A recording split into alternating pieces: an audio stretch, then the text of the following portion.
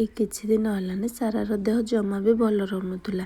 କେଜାଣି ତାର କ'ଣ ହେଇଥିଲା, 3-4 ଦିନ ହେଲାନି ଲଗାତାର ଖାଲି କାନ୍ଦୁଥିଲା। ଯାହା ବି ଖାଉଥିଲା ନା ସବୁ ବାନ୍ତି କରିଦେଉଥିଲା। କହିବାକୁ ଗଲେ ତ ସେ 3-4 ଦିନ ହେଲାନି କିଛି ବି ଖାଇନି। ଆଉ ରାତି ହେଲା ମାନେ ତାର କାନ୍ଦ ତ 2 ଗୁଣା ବଢ଼ି ଯାଉଥିଲା। ଆଉ ତାକୁ ଏମିତି ଦେଖିକି ମୋତେ ଜମା ବି ଭଲ ଲାଗୁନଥିଲା। ମାନେ ନା ମୋର ବି ଖାଇବାର ଠିକ୍ ସମୟ ଥିଲା ନା ଗାଧୋଇବାର, କାହିଁକିନା ସେ ସବୁବେଳେ ମୋ ପାଖରେ ରହିବାକୁ ଚାହୁଁଥିଲା, ଅନ୍ୟ କାହାରି ପାଖକୁ ଯାଉନଥିଲା। ସେଥିପାଇଁ ତାକୁ ସକାଳୁ ରାତି ଯାକେ ବାସ ମୁଁ ସେମିତି ଧରିକି ହିଁ ରହୁଥିଲି। ଡକ୍ଟରକୁ ଦେଖେଇକି ମେଡ଼ିସିନ ବି ଆଣିଲି, କିନ୍ତୁ ସେଗୁଡ଼ାକ ବି କିଛି କାମ କଲାନି। ତ ମୋତେ କିଛି ଜଣ କହିଲେ କି ତାକୁ ବୋଧେ ନଜର ଲାଗି ଯାଇଥିବ, ଆଉ ଡରିକି ସାୟଦ ଚମକି ବି ଯାଇଥିବ।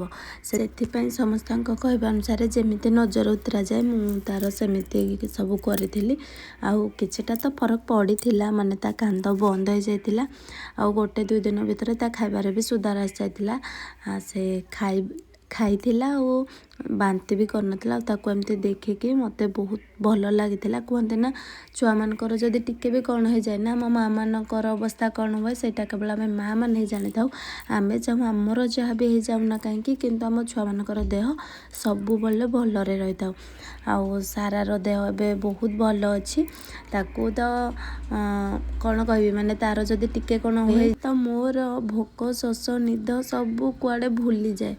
ମାନେ ତା ବିନା ମୁଁ ତ କିଛି ବି